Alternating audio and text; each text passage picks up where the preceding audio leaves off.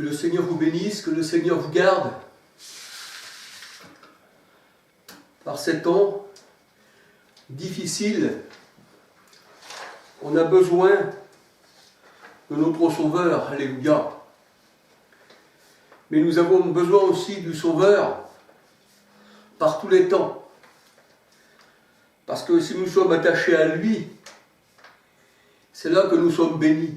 La parole de Dieu nous dit, dans 1 Corinthiens 6, 13 à 19, que si on est attaché au Seigneur, on est un seul esprit avec lui. On ne fait plus qu'un avec lui. Et quand on ne fait plus qu'un avec le Seigneur, on passe de la mort à la vie. Et comme il est éternel, eh bien, nous avons la vie éternelle. Parce qu'il dit dans sa parole, « Je suis venu pour que mes brebis aient la vie éternelle. Et je leur donne la vie en abondance. Et elles ne périront jamais. » Alléluia. Alors ce soir, eh bien, je me laisse guider par le Seigneur. J'ai mis par écrit quelques pensées, puis aussi pour compléter aussi le serpent dans le mur que je n'avais pas terminé, alors que je parlais un peu eh bien, de l'Église catholique. Je vais parler aussi de Marie. Je veux parler aussi des dieux d'Égypte. Et en fait, je me laissais guider par le Seigneur. C'est ce que j'ai mis par écrit. Le Seigneur m'a mis des choses à cœur. Alors, je vais les partager avec vous. Alléluia. Alors, un petit bonjour à tout le monde, à ceux qui regardent mes vidéos, qui me laissent aussi des commentaires. Alléluia. Que le Seigneur vous bénisse abondamment. Et puis il y a aussi ceux qui critiquent. Mais vous savez, il faut toujours de la critique. C'est tout à fait normal. Quand le Seigneur il est venu, on l'a aussi critiqué. Et chaque religion dans le monde pense avoir la vérité. Comme moi, je pense avoir la vérité. Mais il faut toujours que les Saintes Écritures, eh bien, concordent avec ce que nous disons. C'est pour ça que dans Actes 17, 11, la parole de Dieu nous dit que les Juifs de Bérée vérifiaient dans les Saintes Écritures de ce qu'on leur disait était exact. Et c'est comme ça qu'on reconnaît ceux qui appartiennent au Seigneur ou les faux prophètes.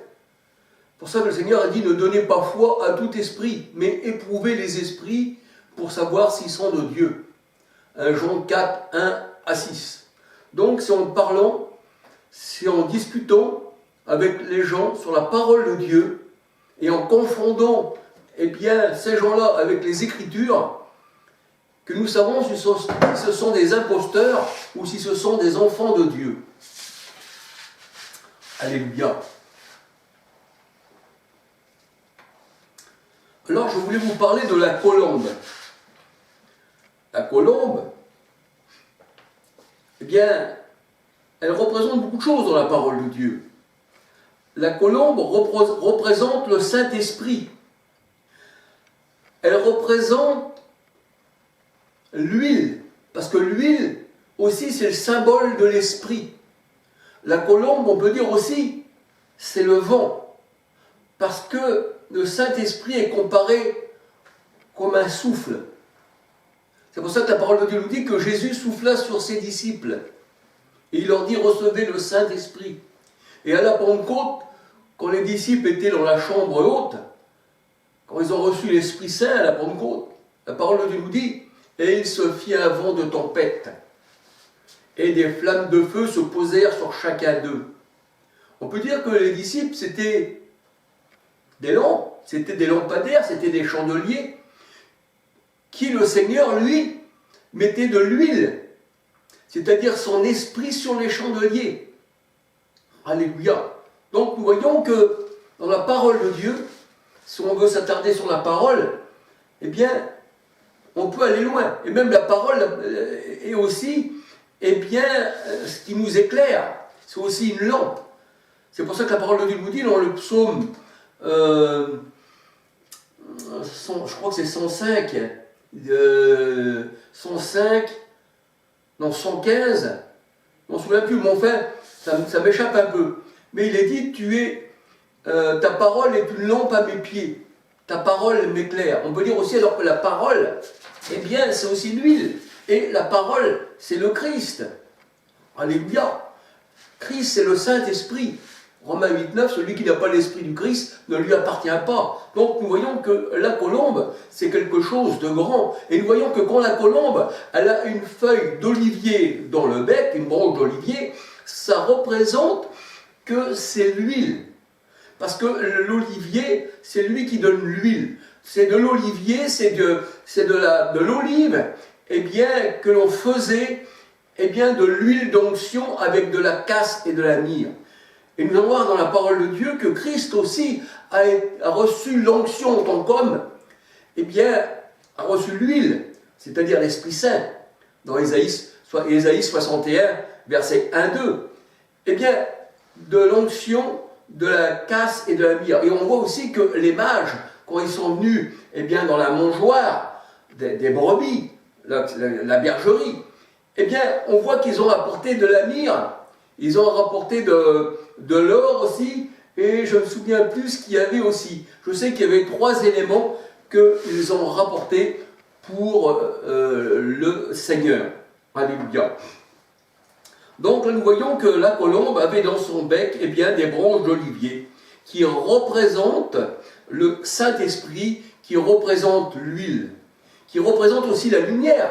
Parce que avec l'huile, c'est ce qui fait brûler les lampes et c'est ce qui donne la lumière. C'est pour ça que le Seigneur Jésus-Christ disait « Vous êtes la lumière du monde ». Et on n'allume pas une lumière, une lampe, pour la mettre sous le boisseau.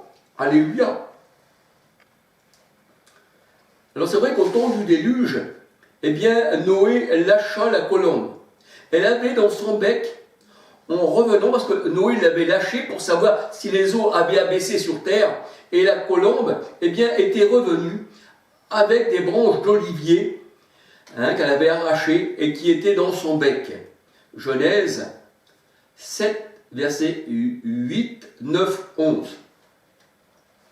Et le latin, en latin, olivier signifie, en latin, oleum, oleum, O-L-E-U-M, signifie l'huile. Olivier signifie huile. Et on sait que quand le Seigneur était monté sur le mont des Oliviers, tout ça, ça a une grande signification. Il y a aussi le pressoir à huile. C'est là qu'on pressait les olives pour récupérer l'huile. Tout ça aussi est un grand symbole dans la parole de Dieu qu'il faudrait qu'on demande au Seigneur qu'il nous fasse voir ces choses et qu'on puisse les expliquer. Alléluia. Et la colombe aussi avec la branche d'olivier, eh bien, symbolise la paix. La colombe symbolise le Saint-Esprit et le symbole d'onction. C'est pour ça que dans 1 Jean 2, 27, il nous est dit que nous avons reçu l'onction. 1 Jean 2, 27, nous avons reçu l'onction. C'est-à-dire, on a reçu l'huile. On a reçu, on va dire, cette colombe qui symbolise le Saint-Esprit. Et cette colombe, c'est Christ, alléluia. Et l'huile d'onction, sa fabrication, on la retrouve dans Exode 30, verset 25. Là, on voit qu'il y avait de la casse, de la myrrhe, de la cinnamone, et c'est avec cela que Christ a été oint. C'est ce qu'on va voir dans la parole de Dieu. Hébreux 1,9, la parole de Dieu dit que Christ a reçu une huile d'onction, une huile fraîche, supérieure à ses frères. Hébreux 1, verset 9. Et l'huile a été mélangée avec de la myrrhe et de la casse. Exode 30, versets 22, 23, 24, 25. Et c'est avec cette même huile, avec tous ces ingrédients, que Christ, symboliquement, a été, eh bien, oint de l'Esprit Saint. Psaume 45, versets 7, 8. Christ est oint de l'Esprit Saint. Ésaïe 61, 1, verset 2. Et la parole de Dieu nous dit que l'huile guérit les malades. Et l'huile, comme elle représente le Saint-Esprit, et que la colombe représente le Saint-Esprit, et comme le Saint-Esprit c'est Christ lui-même, parce que Dieu est saint et il est esprit, eh bien il guérit les malades. C'est ce que nous dit la parole de Dieu, l'huile guérit les malades. Jacques 5, 14. Il fallait oindre les malades pour qu'ils soient guéris. C'est ce que nous dit le Seigneur dans Jacques 5, 14. Quand on est malade, on doit recevoir l'huile d'onction. C'est-à-dire, on doit recevoir le Saint-Esprit. On doit recevoir le Saint-Esprit pour que l'on puisse voir, pour que l'on puisse écouter, pour que l'on puisse comprendre, parce que l'huile, c'est l'Esprit Saint, et c'est lui qui nous enseigne. C'est lui qui nous dirige, et c'est lui qui nous ouvre, on va dire, l'intelligence. C'est pour ça que dans Job 34, je crois que c'est 32,8, il nous dit que dans l'homme, l'intelligence, c'est le Saint-Esprit. Et là, nous voyons qu'il fallait oindre les malades. Mais là, dans la parole de Dieu, comme on dit qu'on est malade, c'est être malade spirituellement, bien sûr. Ça ne veut pas dire que le Seigneur ne peut pas nous guérir aussi charnellement, mais il s'occupe déjà premièrement de l'homme intérieur. Alors, on voit que l'huile, d'onction, qui est le Saint-Esprit, qui est la colombe, qui est Christ, qui est l'Éternel lui-même, guérit les malades. Et là, le Seigneur, il verse son huile là où est la maladie. C'est pour ça que la parole de Dieu nous dit que l'huile d'onction était versée sur la tête. Parce que la tête, c'est la pensée. La tête, c'est ce qui dirige. Donc, l'huile d'onction était versée sur la tête. C'est pour ça que la parole de Dieu nous dit que c'est là que l'huile était versée, elle était versée sur la tête. C'est pour ça que David disait, tu me oins d'huile, et tu verses de l'huile sur ma tête, et ma coupe déborde. Psaume 23, verset 5, Marc 6, verset 13. Parce que la parole de Dieu nous dit que si la tête est malade, le corps entier en souffre. Donc il faut que soit la tête, si elle est malade, on doit y verser de l'huile. C'est pour ça que la parole de Dieu, elle dit que des brebis que le Seigneur il a dans son pâturage, les faux bergers n'ont pas versé d'huile sur leur maladie. Ils n'ont pas adouci la maladie des brebis par l'huile. Et il fallait verser cette huile-là, sur la tête, parce que quand la tête est malade, il faut que l'huile, vienne sur la tête. Et c'est pour ça que on voit que la colombe, au temps de Noé, la parole de Dieu nous dit, elle ne savait pas où se poser. Et dans le Nouveau Testament, nous voyons que là, elle a su où se poser, elle s'est posée sur Christ. Alléluia. Christ n'était pas malade, mais en tant qu'homme, il devait être aussi loin comme tous les hommes. D'abord, le Seigneur, il a accompli ce que tous les hommes ont reçu dans leur vie, sans pour autant commettre le péché, parce que Jean 1, 29 nous dit qu'il est l'agneau qui ôte le péché du monde.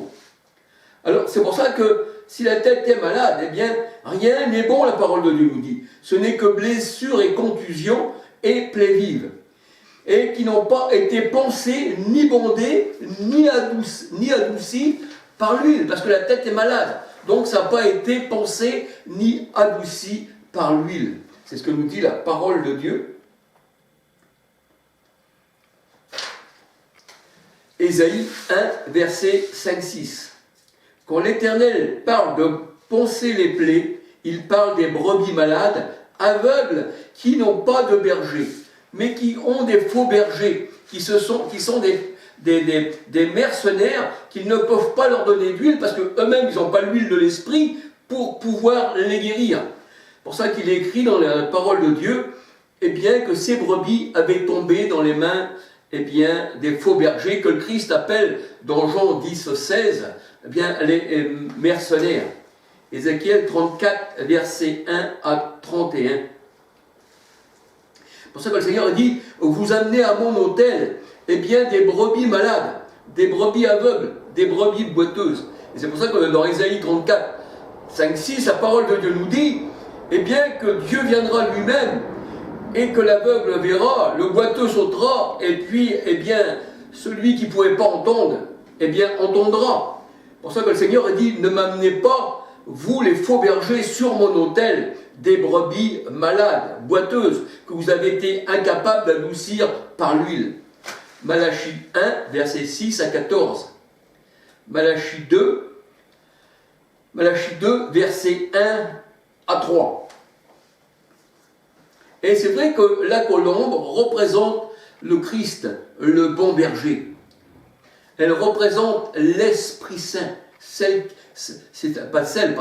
Parce que je vais vous parler de quelque chose tout à l'heure, parce que ça me revient en tête. Je vais vous parler de Marie, que les catholiques, eh bien, pour eux, l'Esprit Saint, c'est Marie. Mais ça, je vais vous parler de ça après. Alors, en fait, la colombe représente le Saint-Esprit. Hein, ça représente le Christ. Ça représente le Saint-Esprit qui donne la vie. Le Saint-Esprit donne la vie. Parce que la parole de Dieu elle dit que Jésus, en tant qu'homme, il est né du Saint-Esprit, il est né du Père. Il est né du Père. Voyez-vous, le Saint-Esprit, c'est le Père. Jésus n'avait pas le Saint-Esprit qui serait son Père, Matthieu 1, 18, 20, et puis un autre Père qui ne serait pas ce Père-là, qui serait. Donc Jésus aurait deux pères. Mais la parole de Dieu dit que Jésus, Matthieu 18, 1, Matthieu 1, 18, 20, pardon, Matthieu 1, 18, 20, Jésus a été conçu du Saint-Esprit. Cet enfant vient du Saint-Esprit. Et en Jésus-Christ, il n'y avait que le Saint-Esprit, et Jésus disait, le Père est en moi, Jean 14, 10, et il vivait par le Père, Jean 6, 57. C'était le Père qui faisait vivre le corps de Jésus. Je vis par le Père. Et là, l'huile représente, la colombe représente, eh bien, l'Esprit Saint qui donne la vie. C'est pour ça que la parole de Dieu nous dit qu'il faut naître de l'eau, hein, de l'eau, pas de l'eau, il faut naître de l'eau de l'Esprit.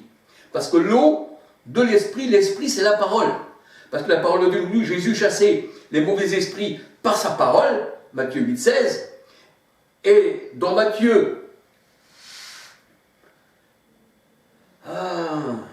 12, 28 à 32, Jésus chassait les mauvais esprits par le Saint-Esprit.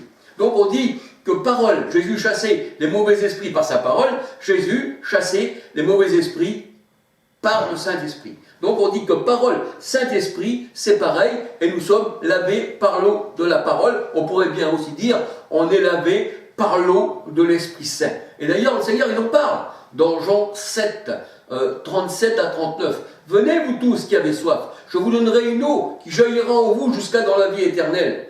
Et il parlait de l'Esprit que devaient recevoir ceux qui croiraient en lui. C'est pour ça qu'on dit lavé par l'eau de la parole, ou alors par l'eau de l'Esprit. Et nous sommes tous abreuvés et baptisés, 1 Corinthiens 12, 13, par un seul esprit, d'un seul esprit.